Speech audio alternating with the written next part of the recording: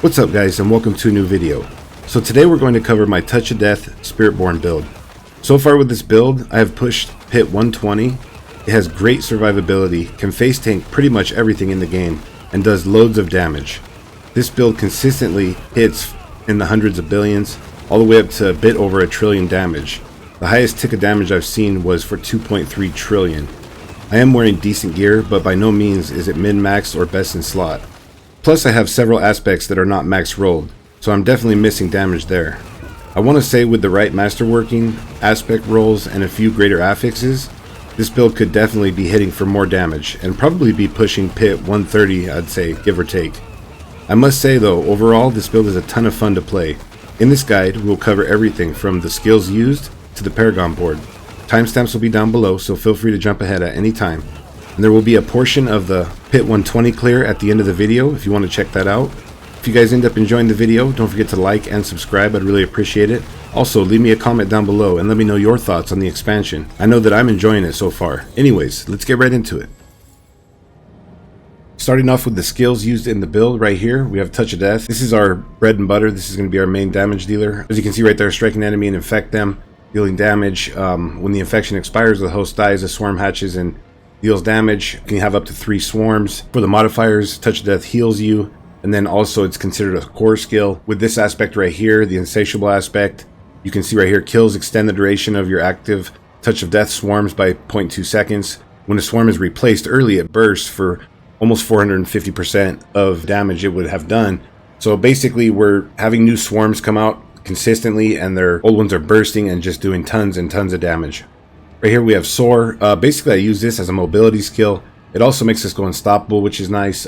This, along with our Armor Hide, we're pretty much unstoppable at all times because our cooldowns are just resetting like consistently, so these are always up. Right here we have Ravage. You can see right here, unleash a savage roar, causing your attacks to trigger an additional damage strike per enemy for 6 seconds. The main thing that I like about Ravage is right there, while Ravage is active, your core skills instantly dash to your target. Our mobility is way better with this. We're just, smashing to targets left and right with no issues whatsoever. Right here we have Scourge. Call forth a wave of insects that bite enemies, fearing and slowing them by 50%, so it basically crowd controls enemies.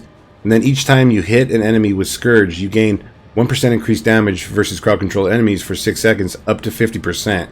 And when you use this skill, you'll see, it'll give you a little number right down here in the left hand corner of the actual skill right here, and it'll tell you when you're at 50 stacks, and then you want to wait till that expires to use it again. Next we have the Hunter.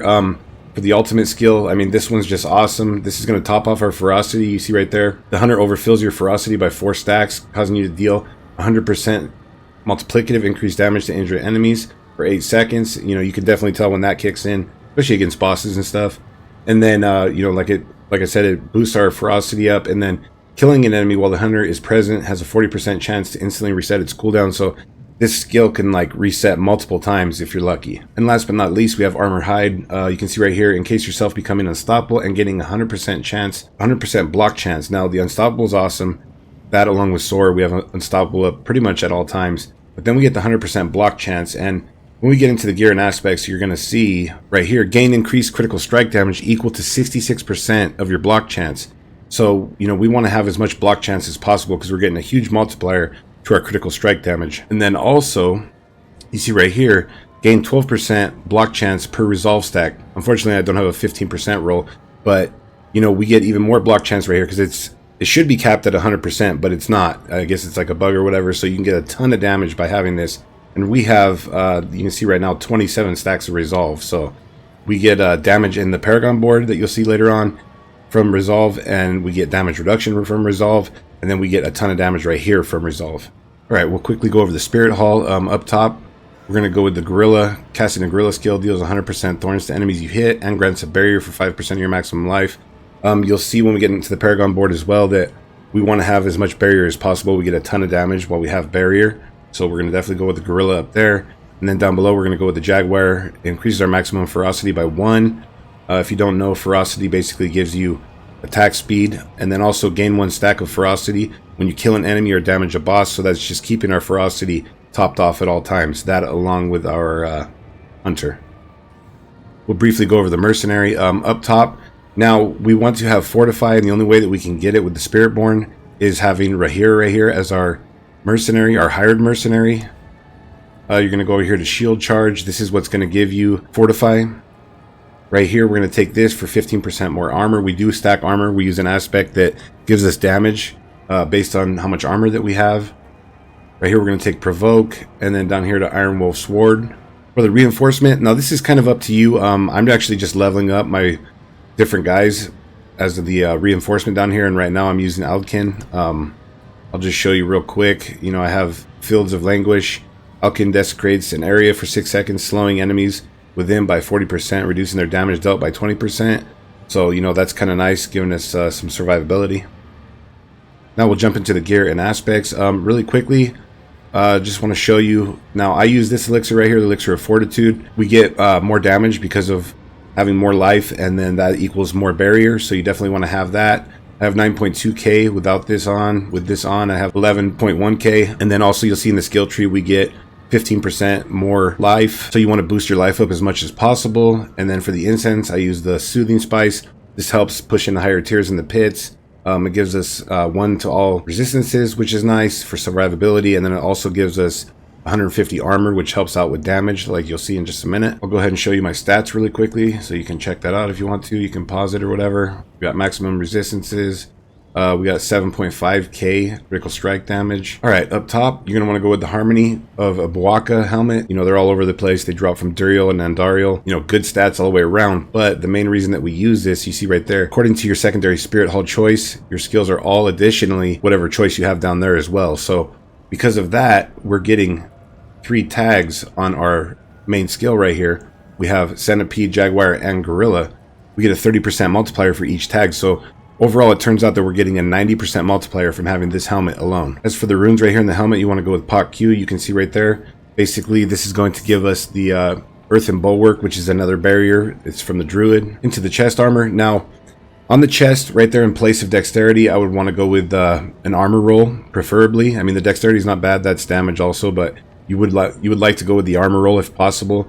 You definitely want to get maximum life, and then I would say to get 5 to armor hide, because we want to have armored hide to a certain level so that we're getting 2 resolve stacks every 5 seconds from that, and it's keeping our resolve topped off. You know, at a low level, it's only 1 stack that you get. So I would say get ranks to armored hide right there.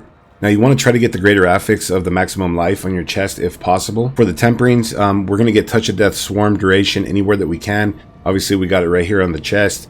The longer the duration, the more damage that they do overall. So that's going to count to their damage overall. And then also we want to get maximum resolve. You know, we talked about having resolve. As you can see right here with the aspect on the chest, you know, we get block chance for resolve, and then, you know, resolve gives us damage reduction. And then in the Paragon board, we're also going to get damage because of resolve. For the aspect on the chest right here, you want to go with the interdiction aspect like we talked about. Gain 12% block chance per resolve stack. You want to try to get as high as roll as you possibly can with this. It's really important. All right, into the gloves, you want to go with maximum life, attack speed, core skills. Those are the 3 that you want to have. Try to get as many greater affixes as you possibly can. It's going to be damage overall. Once again, touch of death duration, and then get the basic skill damage for the other tempering. When it comes to your masterworking, I would say try to get either the maximum life, the core skills, or the attack speed. You know, whatever you can hit on there. Preferably, probably the core skills. For the aspect on here, we have the aspect of unyielding hits. Now, this aspect right here is the reason that we're going to stack so much armor. As you can see, we have 4,000 armor. Casting a gorilla skill, which our touch of death is a gorilla skill, increases your weapon damage by 28% of your armor for 3 seconds, up to a maximum of a 1,500 bonus, which that's a ton of damage. I mean, if you look, our weapon does 600 damage, and we can go up to 1,500 if we get, you know, enough armor stacks. So that's going to be a huge damage boost for our build. Into the pants right here, you're going to go with dexterity, maximum life, basic skills. You'll see in just a minute because of our weapon. Touch of death counts as a basic skill also. Once again, for the tempering, you're going to want to go with swarm duration, resolve stacks, and then right here, you know, you can go with ranks to basic skills, life, or, you know, maximum resolve when it comes to your masterworking. Kind of up to you. For the aspect right here on your pants, you're going to go with the Juggernauts aspect so that we get more armor. Into the boots, we're going to get Yen's Blessing. Now, these are kind of important. You can see right there I have the 85% resistance to all elements. You want to try to get the greater affix on these when it comes to the boots, because if you don't, you're going to have resistance problems, and that can, you know, pose problems. So definitely get Yen's Blessing, and then try to get the greater affix if possible on the resistance to all elements. Into the weapon, we have the Rod of Capellic. Right here you can see the main reason that we use this. Your core skills are now additionally basic skills. and free to cast, but deal up to 30% reduced damage based on their vigor cost. When cast at maximum vigor, which you'll see in a minute, we're always at maximum vigor. Core skills consume all vigor to return to full damage, cast at their largest size, and become guaranteed critical strikes with a 3% multiplier to your increased critical strike damage for each point of vigor that we have. So that just turns out to be a ton of damage overall. And, you know, it makes it to where we can run with the basic skill tag. We're getting a ton of crit strike damage. I mean, we have like 190 resource, so, you know, that's 3% for each one. That's, you know, boosting our crit strike up quite a bit. As for the masterworking on here, I'd say go for the maximum resource or the critical strike damage, pretty much like I have right there. I'd say probably resource and crit strike damage, try to mix it up kind of like I have. As for the runes, you're going to go with Zol Cry. Basically right here, invoke the Spiritborn's Vortex, dealing damage and pulling enemies in. You know, this is incredibly useful with this build, especially when you're running the pits. It groups up all the enemies and makes it to where they're easy for you to kill. Over into the amulet. Now, right here, you're going to want to go with Dexterity, Maximum Life, and Total Armor, just like I have. You definitely want to try to get the greater affix on the Total Armor and at least hit that one time with your Masterworking like I did. And then for your other Masterworks, you know, once again, we have Swarm Duration and Resolve stacks like we do everywhere else. You would try to hit at least the Total Armor one time, if not more than once if you can, or try to hit the Resolve stacks with the other Masterworks. As for the aspect, we're going to go with the Insatiable aspect. This is probably going to be our biggest damage aspect on the entire build. Kills extend the duration of your active Touch of Death swarms by 0.2 seconds. When a swarm is replaced early, it bursts for up to 450% of the damage it would have done. So we're doing tons and tons of damage right here because of this aspect. So it's really important to try to get the highest roll that you possibly can when it comes to this aspect. Down into our first ring, you want to try to get maximum life, attack speed, and then you definitely want to try to get the lucky hit chance to make enemies vulnerable. That's really important. That, along with Soar, which, you know, we don't use Soar that often, we use it more for mobility, is going to be our only ways of making enemies vulnerable. This is going to actually be our main way right here. So it's really important on your ring that you get exactly what I have, the maximum life, attack speed, and then the lucky hit chance for vulnerable. Now, depending on your roll with the next ring down here, see I have the perfect 50% roll. You're going to want to put resource regeneration as one of your temperings, and then get the basic skill damage, because that's going to help to where your resource is constantly topped off every time that you use it. And then for the aspect right here, we're going to go with the aspect of Redirected Force. This is actually also a very important aspect. You can see right there, gain increased critical strike damage equal to up to 70% of your block chance. Blocking doubles this bonus for 10 seconds. This is giving us tons and tons of damage overall. We have like crazy block chance, and it's not capped at 100%. So we can go as far as we want with our block chance and just keep on scaling our damage when it comes to this. Down into this ring right here, we have the Ring of the Midnight Sun. Dexterity, critical strike damage, cooldown, all good for the build. Mirage doesn't really matter. Now, the main reason we use this though, when you critically strike, you regen 50% of the vigor you've spent in the last 2 seconds.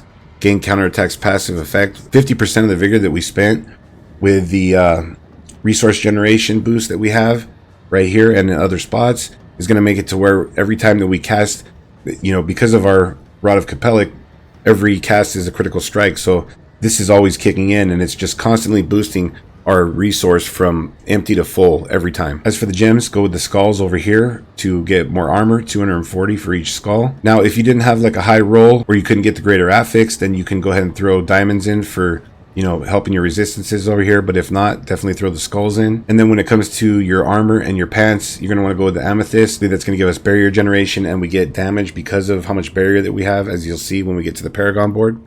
All right, we will briefly go over the skill tree. Up top for the basic skill, throw 2 points wherever. We're not going to use the basic skill just so we can get down to the core skills. You're not actually going to take any core skills. You do want to get 3 points right here, and to follow through your basic skills, deal 6% increased damage, double to 12% for the third cast. Nice little damage boost. And then our Touch of Death is considered a basic skill. Right here, we're going to go with Vigorous. Casting a core skill increases all vigor generation by 10% for 3 seconds. Now, if I were you, I would put at least 2 points in here, if not 3, just to be safe. You know, make sure you can look down when you're casting and see if your vigor is, you know, going from the bottom all the way to the top, because for the Rod of Capellic, you want to make sure that you go to full vigor every time so that you're getting full damage. Over here, we're going to get Balanced Exertion for more damage. Down into the focus. Right here, we're going to take Soar, run that back into Enhanced, and then back here into Measured Soar or the Unstoppable.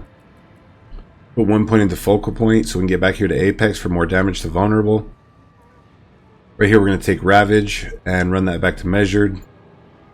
In your defensive skills, you definitely want to take Armored Hide, run that back to Enhanced, and Reinforced. Now, you can see right there we have rank 6, and if you remember, that's because of our chest. and that's making it to where we're getting the gain 2 resolve every 5 seconds instead of 1. I think you have to be over like rank 3 in order to make it to 2. Down here we're going to take Scourge and then run that back into enhanced. Right here we're going to go into potency skills. 3 points into resilient right here. Casting a gorilla skill grants 15% increased maximum life. Right here we're going to take touch of death, obviously. Now you can see this is a potency skill, but if you run it back to enhanced and then back to poised, touch of death is now also a core skill which costs 70 vigor and has no cooldown. Right here we're going to go with ravenous. Your centipede skills deal 7.5% multiplicative increased damage. Double this bonus versus healthy enemies. And then right here, oppressive, your centipede skills deal 12% multiplicative increased damage to crowd controlled enemies. Obviously we're going to take the hunter like we talked about, run that back to exalted. Right here we're going to get resolution for damage, spiritual attunement for your maximum vigor, and then supremacy down into your key passive. Now really quickly, we're going to take prodigy's tempo. Every third consecutive cast of the same basic skill increases all purchased skill ranks, so that anytime that we're casting our third cast, you know, it's boosting all of our skill ranks up by 2. So basically all of our skill ranks are always up by 2. And then also every third consecutive cast of the same core or potency skill reduces all skills active cooldowns by 10%, increased by 2% for each of their skill ranks. So this is what's making it to where our cooldowns are just flying down constantly and we're able to use all of our skills over and over. Now I run this all the time. If you wanted to, you could run Noxious Resonance. Basically, this is going to make it to where you deal damage quicker than you would when it comes to Prodigy. But once you get Prodigy rolling and you're just smashing through enemies, I mean, it's fast enough for me. But if you wanted to, when you're like farming Hell Tides or just doing, you know, simple stuff, you could use Noxious Resonance.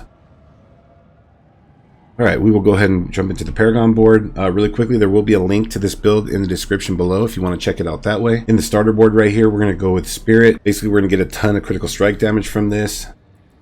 Go ahead and grab Tenacity and, you know, the maximum life right here. Right here, we're going to go into the Sapping board.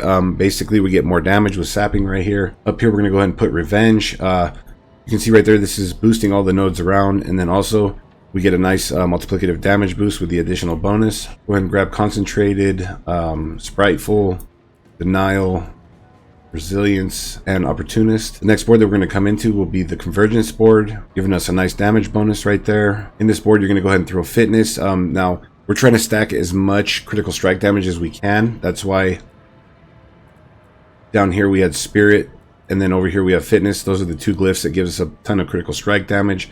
And you can see we're getting 316% right there. We're getting almost 450% right there. Right here, you're going to go with Spearhead, Skillful. Up here, get Training for maximum life, Elementalist, Ruinous, and then Denial. The next board that we're going to come into is the Vicious Shield board. Like we talked about, this is going to give us a ton of damage. And, you know, we can get our shield as high as possible. Basically, this is bugged. You want to stack as much life as you can and as much shield as you possibly can. And you're going to get a ton of damage in doing so by using this right here. Right here, we're going to grab Slayer. Over here, we're going to take Fearless and Raptor. In this board right here, we're going to throw Canny. Basically, this is giving us non-physical damage. And then for the additional bonus, giving us a nice damage boost. Down here, you're going to want to get Primal Ward. Be sure to grab all this barrier generation over here. If you wanted to change things around, there is barrier generation over here as well, but the way that I have things set up, I didn't want to go over there. And then the final board that we're going to come into, guys, is going to be the Revealing board.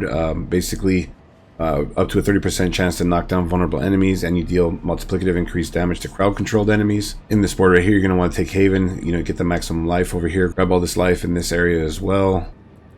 Right here, you're going to get Grounded, and then for the glyph over here, we're going to go with Colossal. Going to give us Gorilla skill damage, and, you know, all of our skills have the Gorilla tag because of our Spirit Hall. And then also, this is massive. You see right there for the additional bonus, you deal 2% multiplicative increased damage for each stack of Resolve you have.